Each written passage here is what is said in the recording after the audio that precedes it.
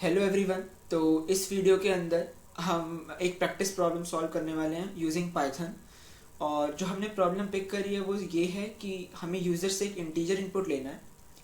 उसके बाद उस इंटीजर तक जितने भी प्राइम नंबर एग्जिस्ट करते हैं हमें उन सबको एक सिंगल लाइन के अंदर स्पेस सेपरेटेड प्रिंट करना है। ठीक है, तो अब हम स्टार्ट करते हैं। तो सबसे पहले हम एक इनपुट ले लेते हैं, एक इंट टाइप कास्ट कर कर। ठीक है, अब मुझे क्या करना है कि इस n तक जितने भी प्राइम नंबर हैं उन सबको प्रिंट करना है। तो मैं करता हूँ एक वेरिएबल ले लेता हूँ जो इटरेट करेगा n तक। ठीक है, और मैं हर इटरेशन पर उस वेरिएबल को चेक कर लूंगा कि वो प्राइम है या नहीं है। अगर प्राइम होगा तो उसे प्रिंट करवा दूंगा, नहीं तो चलता रहेगा मेरा लूप अपने आप। ठीक है, तो मैंने क्या करा, फॉर आई इन रेंज। और एक बात इंपॉर्टेंट, मैं यहाँ पर जो आई है वो कहाँ से वेरी करवाऊंगा, मैं आई को वेरी करवाऊंगा from to to n+1। n+1 क्यों लिखा, क्योंकि हमें 1 तक जाना है, राइट। और ताकि n तक जाना है, और ये क्योंकि एक्सक्लूसिव होगा तो इसलिए n+1 लिखा है। और 2 मैंने इसलिए लिखा है क्योंकि मेरे को पता है कि जो 1 होता है वो नीदर प्राइम नॉर कंपोजिट होता है। ठीक है, तो एक हमने आई वेरिएबल ले लिया जो इटरेट करेगा नंबर्स के थ्रू। अब मेरा टास्क क्या बच गया कि मेरे को ये चेक करना है कि करंट वैल्यू पर आई जो है वो प्राइम है या नहीं। तो हम प्राइम नंबर होता क्या, सपोज मेरे पास एक वेरिएबल है m। ठीक है, मेरे को चेक करना है कि m प्राइम है या नहीं। तो मैं क्या करूंगा, मैं 2 से स्टार्ट करूंगा, 2 से 3 पर जाऊंगा, 2 से 3 पर जाऊंगा, 3 से 4 पर जाऊंगा, and so on so fourth. मैं चेक करूंगा m-1 तक। अगर इनमें से एक भी नंबर ने m को डिवाइड कर दिया, ठीक है, या मैं कह सकता हूं अगर इनमें से एक भी नंबर के साथ m का जो मॉड्यूलो है वो 0 आ गया, ठीक है, उस केस में वो नंबर कॉम्पोजिट हो जाएगा, राइट। तो ठीक है, मैं क्या करता हूं, एक फॉर लूप लगाता हूं। और ठीक है, for j in range.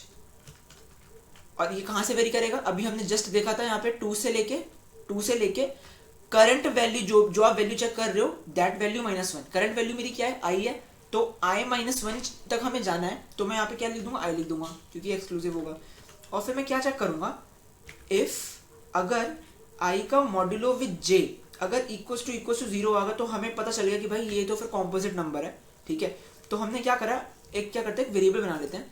Her value पर, हर इटरेशन पर, जब भी आप कोई पर्टिकुलर नंबर चेक कर रहे हो कि प्राइम है नहीं, तो मैं करूंगा variable flag equals to 0 define कर दूंगा।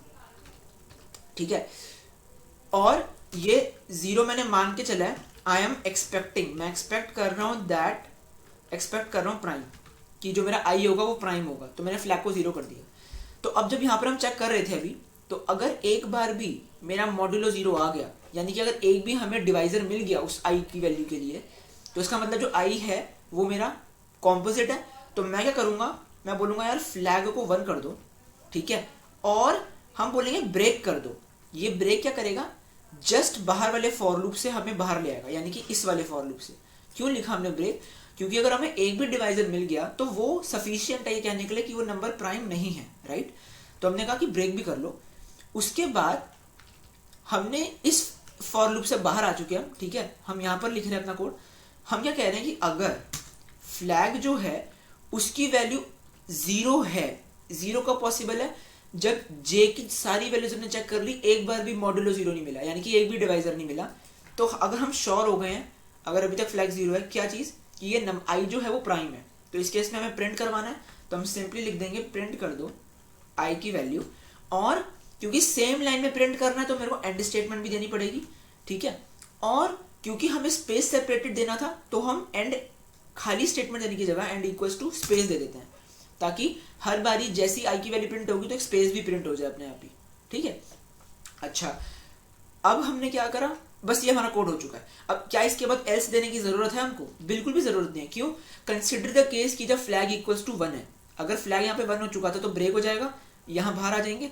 इसका अगर फ्लैग 1 है तो इसका मतलब नंबर हमारा कॉम्पोजिट है, और कॉम्पोजिट नंबर ना तो हमें प्रिंट करना ना कुछ करना है। तो ठीक है, ये एक स्टेटमेंट फॉल्स हो जाएगी और हम अपने नेक्स्ट नंबर पर चले जाएंगे इस वाले फॉर लूप की अगली इटरेशन पर, राइट। तो अब इस प्रोग्राम को रन कर देखते हैं और देखते हैं हमारा आंसर सही आ रहा है नहीं आ रहा। तो अभी वेट कर रहा है हमारे इनपुट की। तो सपोज मैंने इनपुट दे दिया 17। ठीक है, तो देखो इसने क्या करा, 17 तक जितने भी प्राइम नंबर्स थे वो सारे प्रिंट कर दिए। ठीक है, सपोज मैं प्रिंट कर दूं अगर 16, ठीक है, या चलो बड़ी वैल्यू प्रिंट करते हैं, जनरल हो जाएगा हल्का सा।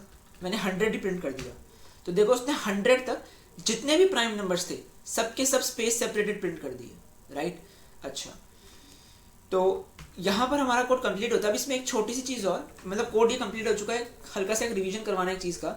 अगर मैं यहाँ पर एक करने का और तरीका था, वैसे वो थोड़ा लेस एफिशिएंट है, क्या कि मैं अगर एक लिस्ट डिफाइन कर दूँ, ठीक है, एम्प्टी लिस्ट, ठीक है, ये बस मैं एक चीज़ का रिवीजन करवाना चाहता हूँ। मैंने यहाँ पे एक एम्प्टी लिस्ट डिफाइन कर दी और यहाँ पर प्रिंट करवाने की जगह लिस्ट में स्टोर करवा दिया पहले मैंने। यहाँ पर मैं इसको कमेंट आउट कर देता हूँ, काम करता हूँ और लिस्ट में अपेंड करवा लेता हूँ, ठीक है, आई को अपेंड करवा लिया।